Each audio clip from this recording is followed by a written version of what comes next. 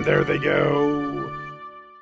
Welcome back to RaceNews.com. Your boys Magic and Jared here to preview the final Kentucky Derby prep race of the year, the Grade 3 Lexington Stakes. Jared, 11 horses in here, and maybe 1.5 of them are good. Who are you putting on top?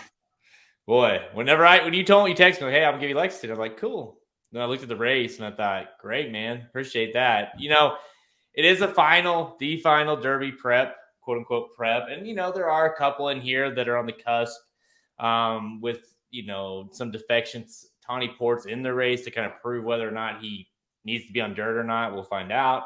Ethereal Road's on a on a 1 week layoff here. It's an amazing race, really, in all the worst kind of ways. Whenever you look at this and you don't love the horse really, but number 2 In Due Time just seems like he's going to have to kind of fall over in order to win this thing. If at the very least to have give it a good run. He hasn't been bad at all. Fountain Youth, he finished second to Simplification, who of course ran well in the Florida Derby, just got beat by Charge It and Wide Barrio. So I guess the biggest question with In Due Time is how does he ship to Keeneland out of Gulfstream Park?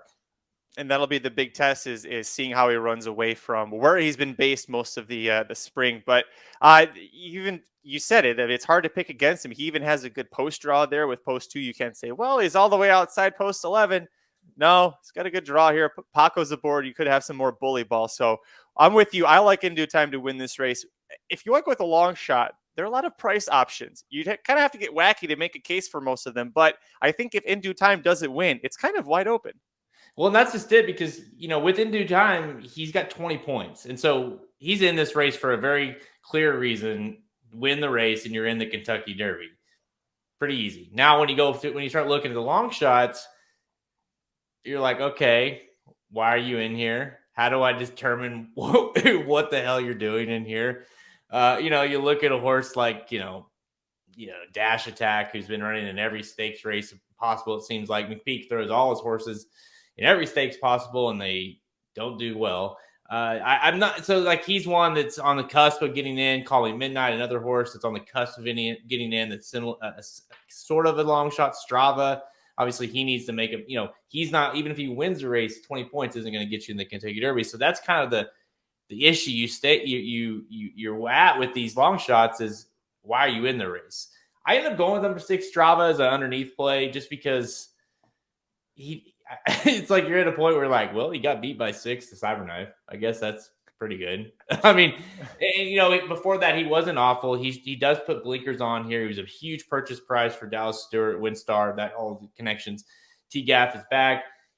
This horse has been somewhat early, has shown early speed, I should say. I don't know necessarily put him on the lead, but I think he's going to be there with a shot. And if he can kind of get into that stretch in kind of striking distance, I mean, why can't he finish second here? Because shit, who else will?